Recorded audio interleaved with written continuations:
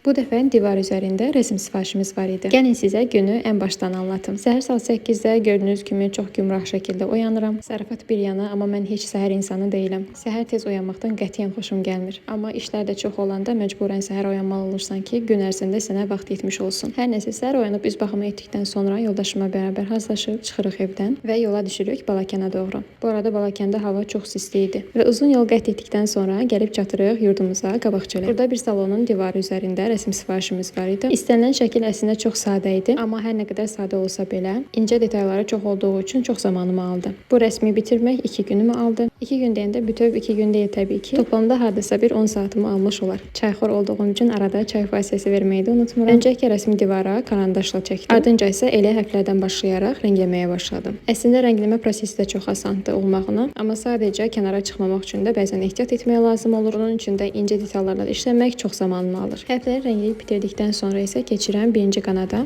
Qanadın əslində daha çox boz və ağ çalaları var idi. Amma sadəcə 2 rəng görünməyinə baxmayaraq, qanadların işıq gölgəsini tonlamasını etmək üçün də çox üzərində oynamaq lazım gəlir və bu da işimizi daha da çox uzatmış olur. Əlavə olaraq divar üzərində rəsm çəkdiyim üçün daima qollar yuxarıda olduğuna görə də əzəllər də daha çox yorulur. Birinci gün rəsmin bu qədərini tamamlaya bildim və burada isə artıq ikinci gündür. İkinci gün üçün əslində o qədər də çox iş qalmamışdı. Öncəki gün çəkdiyim qanadın biraz tonlarını düzəltmək lazım idi və bir digər qanadı da yenidən rəngləmək lazım idi. Əslində hər nə qədər yorucu bir proses olsa da, mən əslində divar üzərində rəsm çəkməyi çox sevirəm. Daha da çox öz otağımızın divarına rəsm çəkdikdən sonra deyə bilərəm. Bu arada bundan öncə də mən Bakıda qaldığım zaman orada da divar üzərində rəsmlər çəkərdim, sifarişləri götürərdim. Bu arada siz soruşmadan mən cavablayım. Bəli, divar üzərində rəsm sifarişlərini qəbul edirəm. İndi isə sizə rəsmin son halını göstərəcəm. Təbii ki, yorumda fikirlərinizi bildirməyi unutmayın.